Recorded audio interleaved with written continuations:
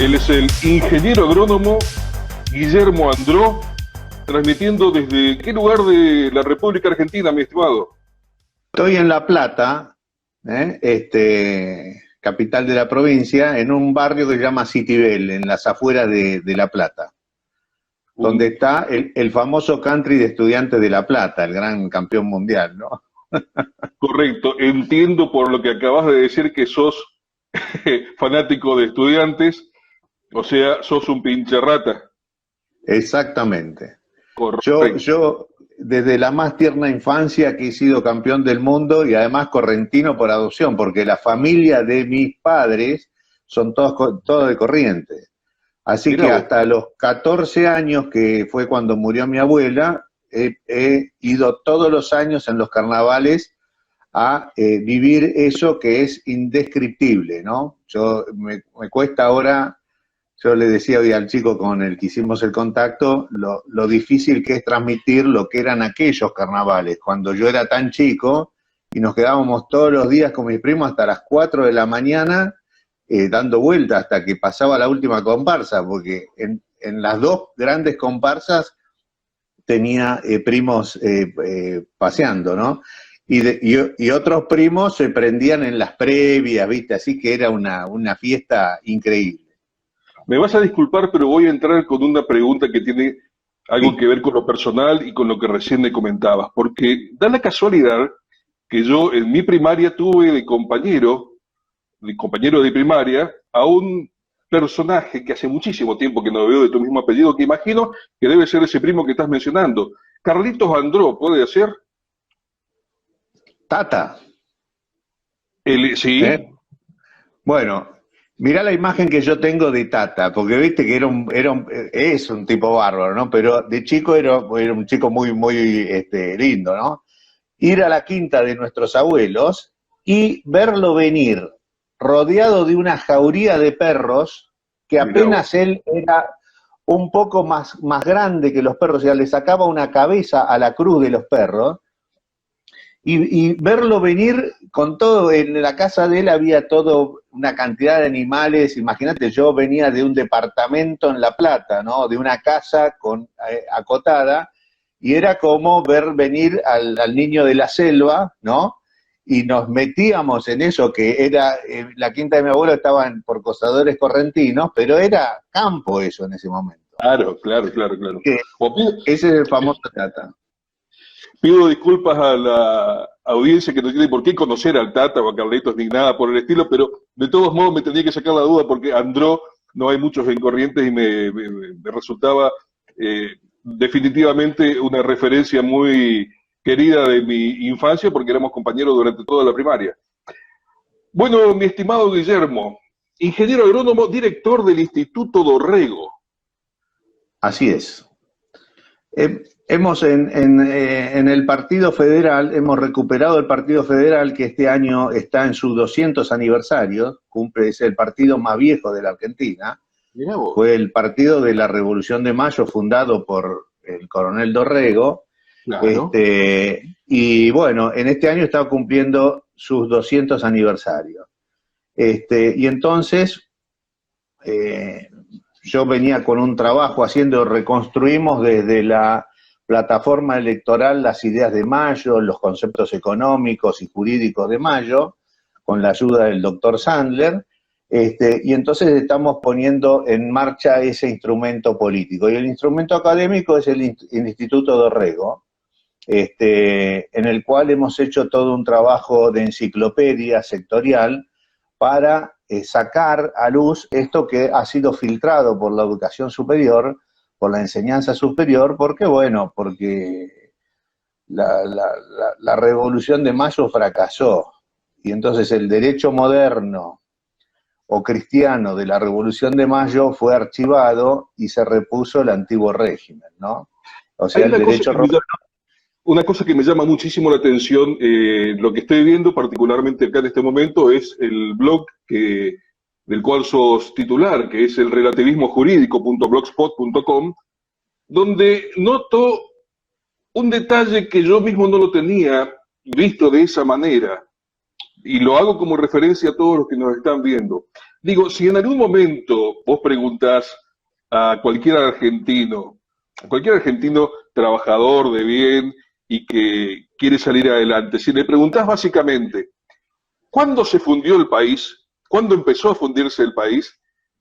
Y hay mucha gente que te va a mencionar una fecha 75 años atrás, más o menos, 70, 75 años atrás.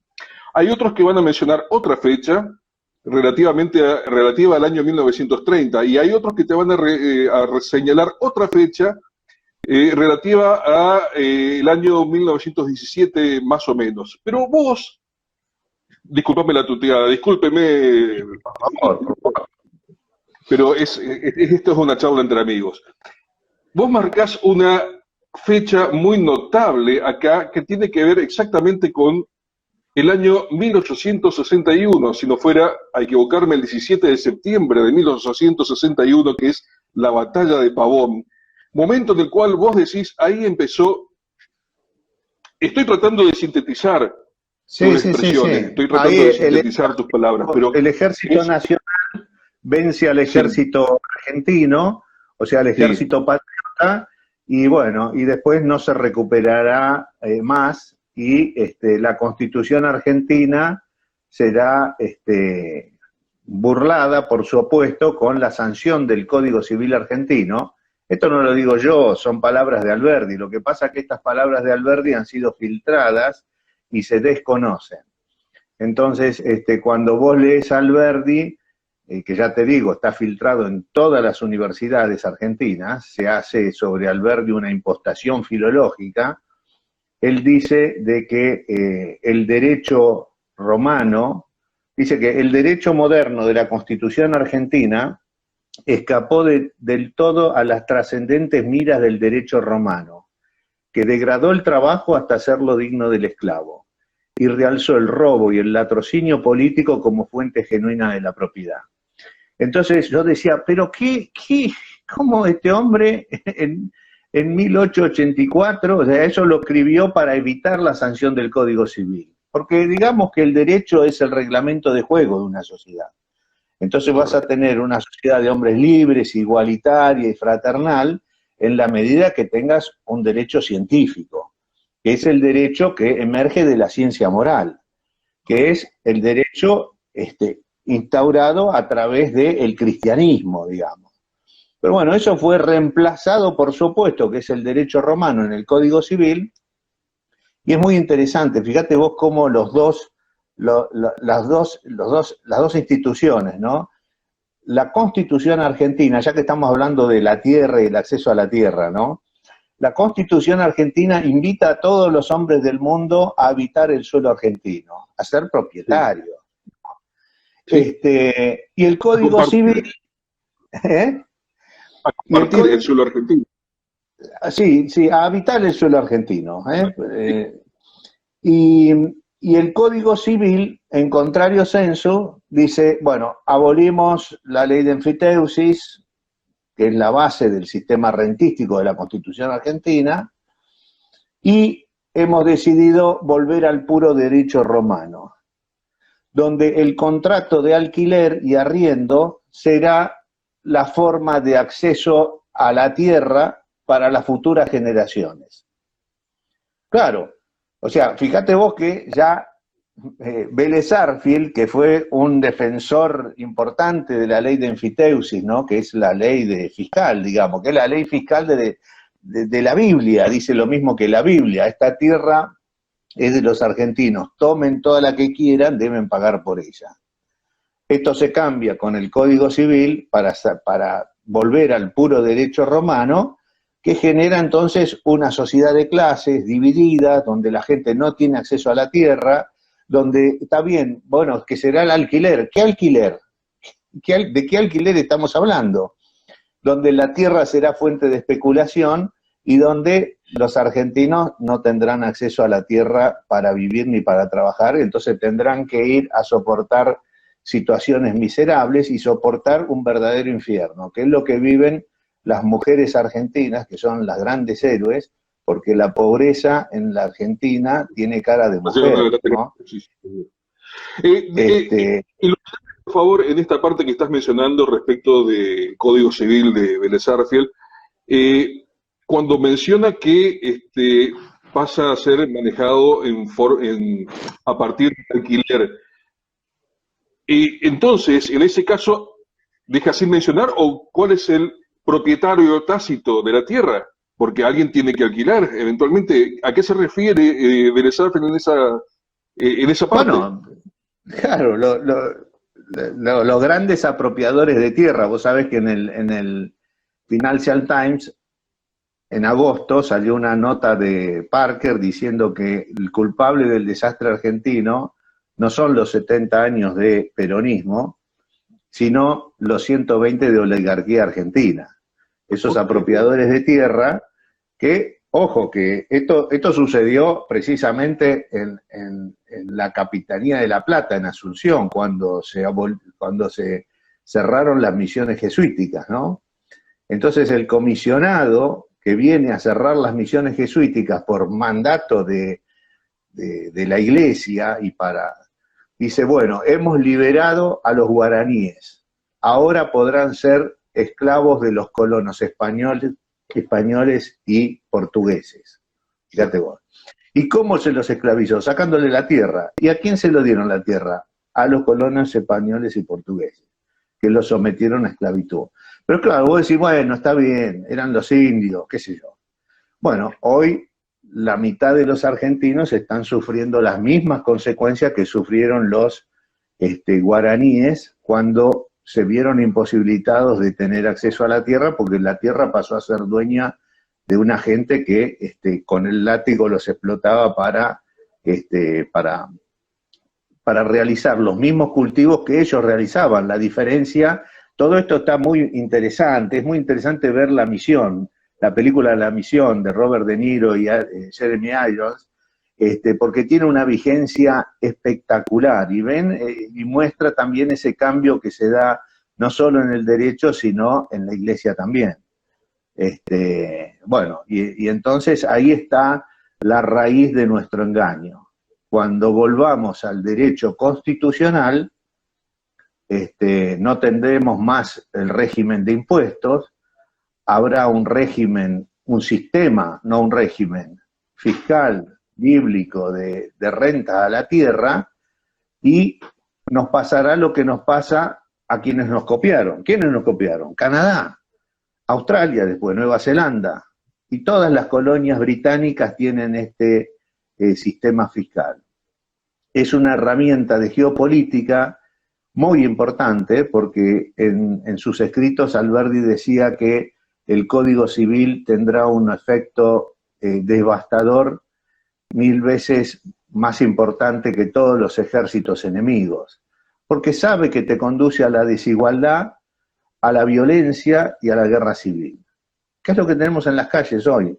¿En Argentina? No, en Chile, en Bolivia, en toda la geografía donde está imperando el derecho romano, se están dando las mismas. Yo decía, ¿qué Alberdi tiene? ¿Una bola de cristal para ver el futuro? No, el tipo decía, si volvemos al derecho bárbaro de los romanos, porque así lo llamaba Alberdi y Voltaire, vamos a sufrir las mismas consecuencias. Bueno, las tenemos hoy.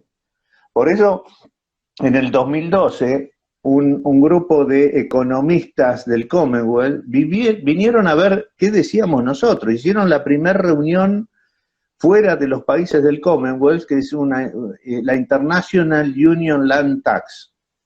Yo decía, ustedes se están equivocando, no es un impuesto a la tierra. Los impuestos tienen el efecto totalmente contrario a las rentas. O sea, son dos orígenes fiscales, uno es el impuesto que es al trabajo y el otro es la renta a la tierra. Bueno, son divergentes. Mientras uno es un freno al trabajo, a la producción y al consumo, el otro genera un acelere y potencia. Por eso es que mientras se estuvo presente el sistema de rentas, yo no sé cómo se llama el ente recaudador en Corrientes, pero normalmente en casi todas las provincias se llamaban rentas.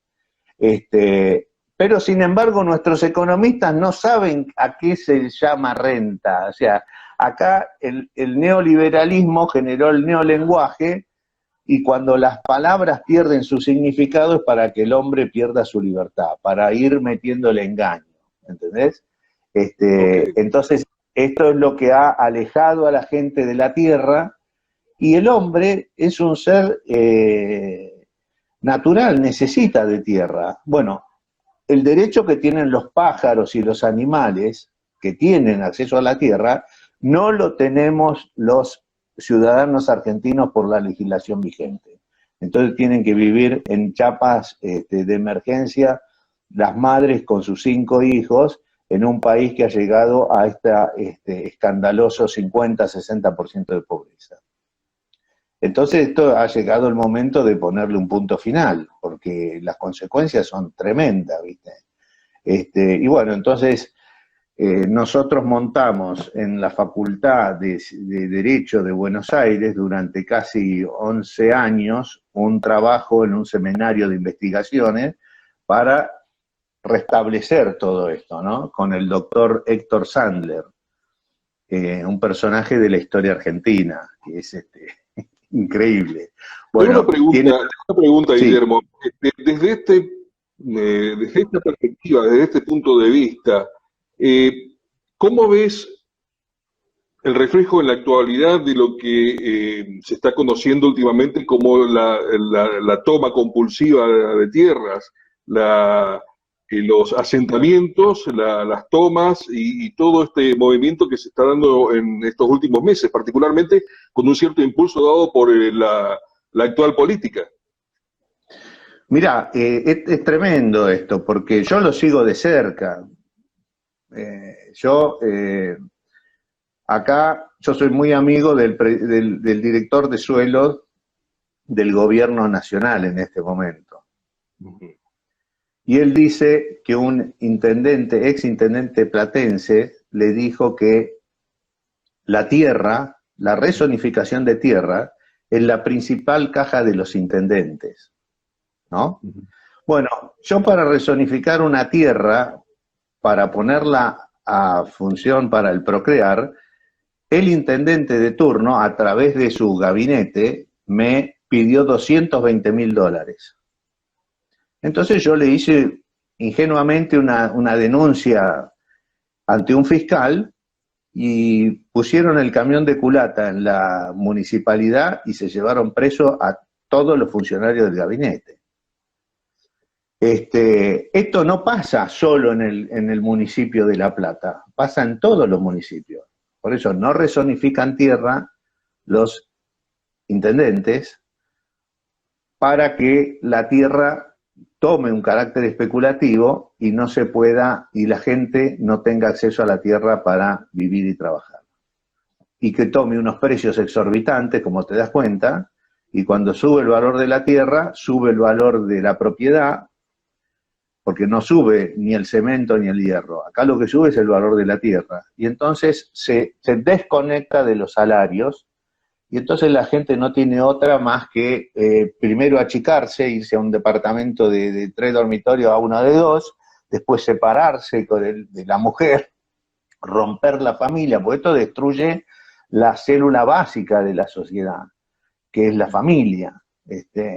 Y bueno, entonces, fíjate vos cómo será lo que está pasando, la cuestión suicida que hay en el mundo católico, que en Italia, vos, ¿qué imagen tenés de las familias italianas? Cuando vos y yo éramos chicos, había familias con 6 hijos, a veces con 8, 10.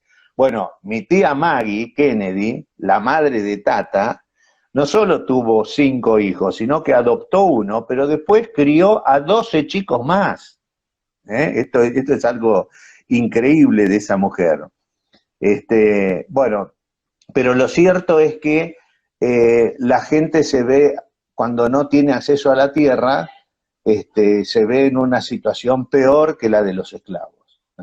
O sea, la misma situación que le generaron a los guaraníes cuando le cerraron las misiones, le quitaron la tierra para entregárselo a los grandes terratenientes portugueses y españoles. Bueno, y esta es la historia que se repite, ¿no? Por eso mismo es mi pregunta, ¿vos considerás que hay una validación en este movimiento de tomas? Bueno, sí, por supuesto. Acá, por ejemplo, el intendente culpa a los abogados, escribanos y martilleros. Pero decime, Garro se llama acá, ¿no? ¿Cuánta tierra rezonificaste para que haya acceso a la tierra? Porque lugar en los countries sí hay.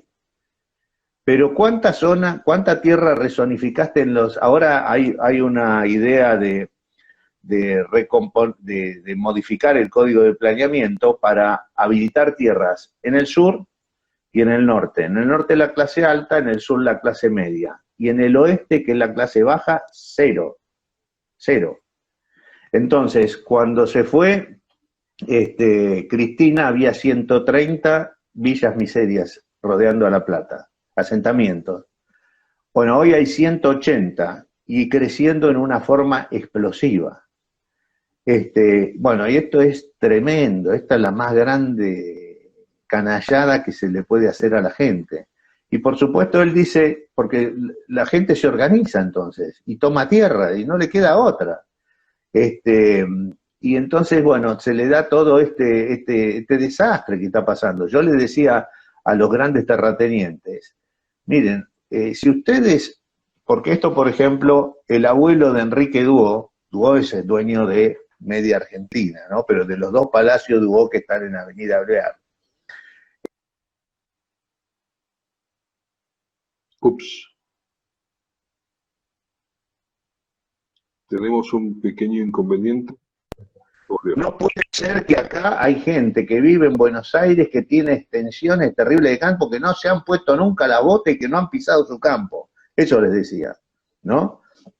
Y esto es lo que hay que hacer. Bueno, yo le digo a Enrique Duo, que es el nieto de ese hombre, que si vos, y que financia muchos think tanks para sostener el antiguo régimen, le digo, si vos no haces la reforma en forma consensuada, entonces va a venir la reforma por las malas, que es lo que está pasando ahora con Grabois, con toda esta toma de tierra, con Guillermo Moreno, que acaba de decir que hay que ponerle un impuesto a la tierra rural de la pampa húmeda, que a mí me parece bien, pero más importante es no sumar un impuesto más, es reemplazar el régimen de impuesto al trabajo, volver a la situación del año 30, a la de nuestros abuelos.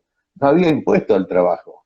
Entonces la plata circulaba y al circular la plata y no... Vos ahora ¿por qué no existe circulación de dinero? Que es lo que está pasando en Estados Unidos y acá. Porque cada vez que circula el dinero, el Estado te poda el 30%, el 21%, el 30%, bueno, el 60%. Entonces, si haces circular el dinero, que es el aceite del progreso y de la generación de riqueza, te empobreces. Entonces se dan las máximas romanas. ¿Qué decían en Roma? Trabaja y perecerás. Invierte y serás castigado. Entonces, la gente lo que prefiere es guardar el ahorrito y tiene el canuto en dólares abajo del colchón de la cama y no puede hacer nada. ¿Por qué? Porque el régimen de impuestos no bien levante la cabeza y quiera poner una actividad productiva, va a venir a caerle y a quedársele con todo. Porque yo no solo he sido víctima de esta gente, de estos delincuentes, porque en un punto voy a decir, no, son buena gente, pero están sentados, la política vale para los cazadores de rentas públicas, para ver cuánta renta pública pueden capturar para sí. Esto es una salvajada lo que se hace. Y bueno, en donde vos te metas va a haber siempre un político esperando el momento oportuno para captarte la renta o cerrarte tu negocio. Yo siempre digo que gracias a mi niñez en los carnavales correntinos, yo tuve acá el boliche bailable más importante de La Plata.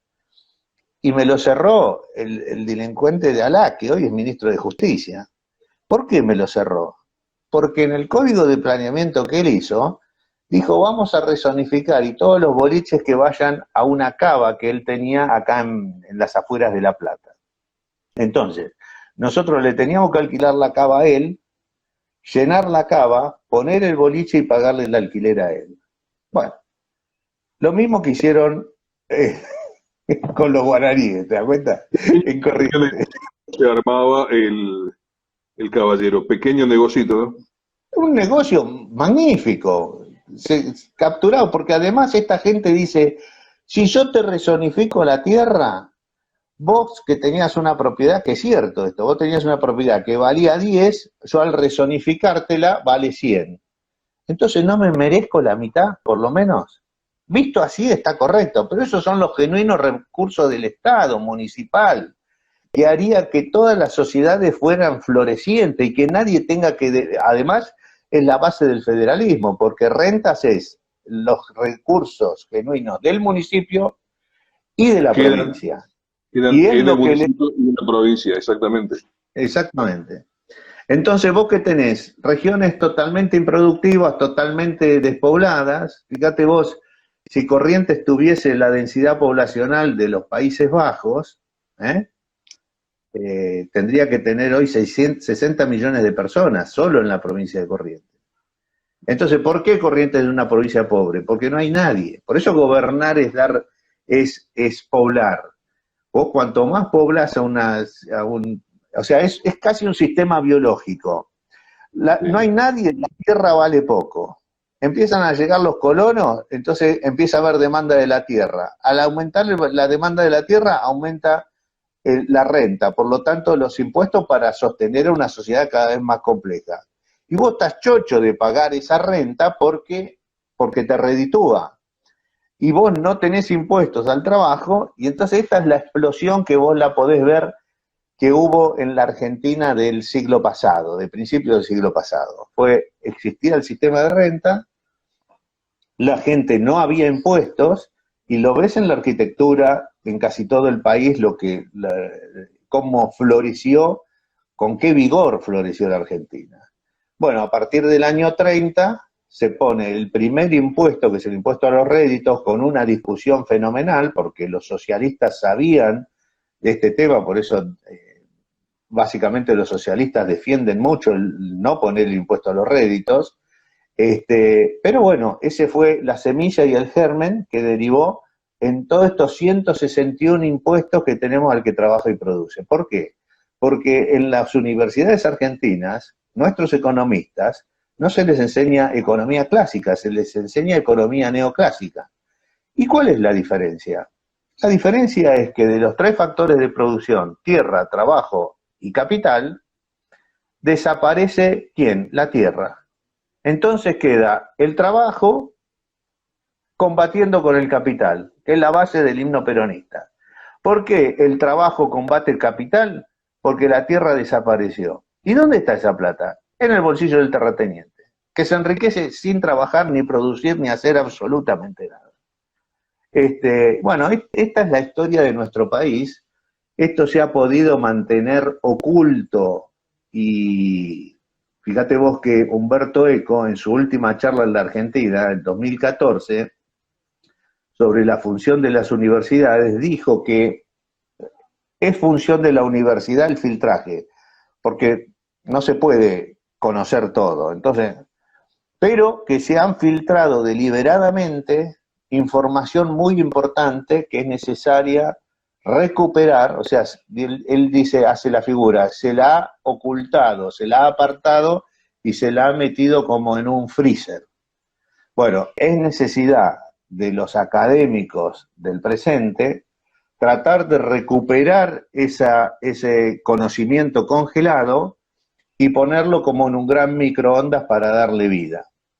Bueno, esta es la tarea que hicimos con el doctor Sandler en la Facultad de Derecho y que por suerte está empezando a dar sus frutos, porque ya a la semana pasada la Confederación de Colegios Profesionales de Ciencias Económicas en su reunión trataron con 4 expositores este tema, cosa que es muy importante. Y estuvo presente ya en esas exposiciones y después en otras porque se reactivó también el Instituto Silvio Gesell. Silvio Gesell es un discípulo de Belgrano y de Alberdi, ¿no? Fue quien elaboró esto y que después inclusive lo llevó a Europa, pero bueno, no tuvo tan buena suerte en Europa. porque él vivió acá lo que era la explosión del crecimiento al tener un impuesto a la tierra y la actividad libre de impuestos al trabajo. Entonces esto ya va igual, pero bueno, no tuvo la misma suerte y fortuna, pero, o sea, es un hombre del Río de la Plata, es el padre de Carlos Gesell, que es el creador de Villa Gesell. Villa Gesell, obviamente. Y entonces en Villa Gesell está el Instituto Silvio Gesell, que están todos sus... Bueno, este era un desarrollador porque Alberdi, cuando hace el sistema económico y rentístico, dice de que todavía no se ha escrito el libro que debía evolucionar el sistema de rentas, pero claro, no había en la época de Alberdi tampoco el nivel de valor de la tierra. Te das cuenta, la tierra no valía nada en el desierto argentino, entonces imagínate que el terreno, el lote donde está hoy el Banco Nación, se vendió por una mula y un recado. Ese era el valor que tuvo en su primera transacción, ¿entendés? Un terreno que hoy debe valer 60 millones de dólares, ¿entendés? Fíjate vos cómo, entonces en la época de Alberdi no era tan fácil. En cambio hoy le decís a un martillero, che, decime, ¿cuánto vale un lote en la 3 de abril y Rivadavia? Y el tipo te dice, ¿del lado del sol o de la sombra? O sea, hay casi una precisión matemática de los valores de la tierra urbana y rural. Entonces hoy es muchísimo más fácil implementar, volver a implementar el sistema y además que es muy importante porque a partir, yo he acuñado una frase que no dejo de repetirla porque es: la política fiscal es la más importante herramienta de política económica, decía Raúl Cuello, el economista Raúl Cuello, que fue el creador de la AFIP. Cuando él se da cuenta del desastre que hizo con la AFIP y que debíamos volver, ya era un hombre de 85 años, se sumó a los grupos de trabajo nuestro, hicimos, yo con él hice 4 o 5 conferencias juntas. En la primera era un tipo grandote, ¿viste?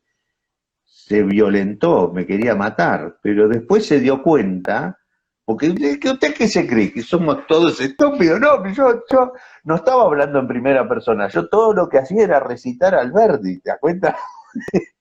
Bueno, un personaje muy importante porque él desarrolló esto y después se dio cuenta del error y pidió por favor de cambiar todo esto. Pero ya lo sorprendió la muerte. Entonces, en su libro Mis Memorias, habla con toda claridad de este tema, ¿no? Y del error que se... Mi estimado Guillermo, digámosle a la gente de qué manera pueden comunicarse o encontrarse con esta información del Instituto Dorrego y cómo acceder a todo este material. Bueno, en el instituto, en el Partido Federal, porque el Instituto Dorrego, que lamentablemente Mario Cafiero, que acaba de fallecer, un amigo, iba a trabajar para que el Instituto Dorrego que estamos manejando nosotros reemplace al Instituto de Revisionismo Histórico Manuel Dorrego, que fue cerrado porque utilizaron la historia no para conocer la historia verdadera, sino para sostener el relato, ¿no? Bueno, Mario Cafiero, que ha estado en varias intervenciones en el Instituto Dorrego, algunas están filmadas, bueno, nos había prometido que recuperemos eso para nosotros, porque sería un lugar de difusión muy importante, ¿no? Yo le decía, mira, no queremos un peso, lo que queremos ser es un instituto del Estado argentino, como era el Instituto de Revisionismo Histórico, porque detrás de esto hay que corromper la madre de toda la ciencia, que es la historia. Por eso es mi charla cuando vinieron los ingleses, Fred Harrison, que fue el único economista que predijo la crisis inmobiliaria del 2008, que escribió un libro en 2005 diciendo en 2008 va a pasar esto, y pasó. Bueno, sin embargo, la reina de Inglaterra va a la Escuela de Economía de Londres y dice, ¿cómo ustedes no pudieron advertir esto? Y a Fred Harrison, que fue lo que lo advirtió, no te dan participación. Pero bueno, este hombre vino a advertir de cómo evitar la Tercera Guerra Mundial. Y entonces él decía que no había mucho tiempo, está todo grabado, es muy interesante, y que la reforma que había que hacer es la reforma fiscal, no esta. Y atrás de él, mi charla fue las academias nacionales, y acá cuando se nacionalizó la Universidad Argentina y las academias de ciencia, fue para ponerle este cepo a la información científica. Y a través de la razón y de las ideas, pero yo te puedo razonar cualquier cosa, por eso yo soy era muy amigo también de Armando Rivas, no sé si lo conociste. Armando Rivas. Bueno, gran amigo mío, yo tengo varios videos con él, ¿viste? Pero él tenía, fíjate vos que en las universidades, yo te invito a que vayas a la Facultad de Derecho mañana de Corrientes, creo que hay Facultad de Derecho, ¿no? Universidad de Derecho, en Corrientes. En la UNI, por supuesto, muy fuerte. Y pidas las obras completas de Alberdi. Vas a ver que te vas a llevar una sorpresa, no están. Sí están, ocultas. O sea, acá pasa lo mismo que pasó en El Nombre de la Rosa, que por las mismas razones se ocultaron muchísima información. De todos modos, las obras de Alberdi están, entre otras cosas, entre otros lugares, a disposición de la gente en la biblioteca virtual del Club de la Libertad, de la Fundación Club de la Libertad, así que en el momento que cualquiera ingrese al sitio web de nuestra fundación, se va a encontrar ahí en la biblioteca, no solamente con las obras de Alberdi, sino con muchísimo material más de todos los pensadores de la libertad que nosotros siempre estamos difundiendo. Mi estimado Guillermo Andró, ha sido un absoluto placer. Muchísimas gracias por tu generosidad, por tu tiempo, por tus palabras y tu conocimiento justamente de este trabajo tan inmenso que ha sido el sistema rentístico diseñado en su momento por Juan Bautista Alberdi. Muchísimas gracias, te dejo que te despidas y seguramente nos estaremos encontrando en algún otro momento. Bueno, una invitación para todos los que quieran participar de volver a las raíces, o sea, ocultas, tanto el Partido Federal, que en Corrientes tiene representantes, está habilitado, pero están más en la zona de Paso de los Libres, ¿no?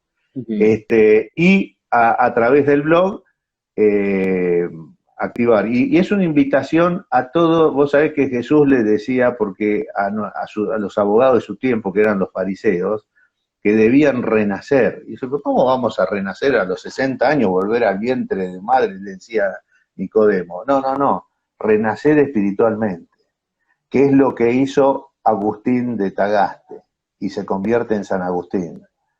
Un abogado formado en derecho romano, como todos nuestros abogados, o sea, un fariseo que combinaba dos derechos antagónicos, como pasa en la Universidad Argentina, y él se convierte al derecho cristiano.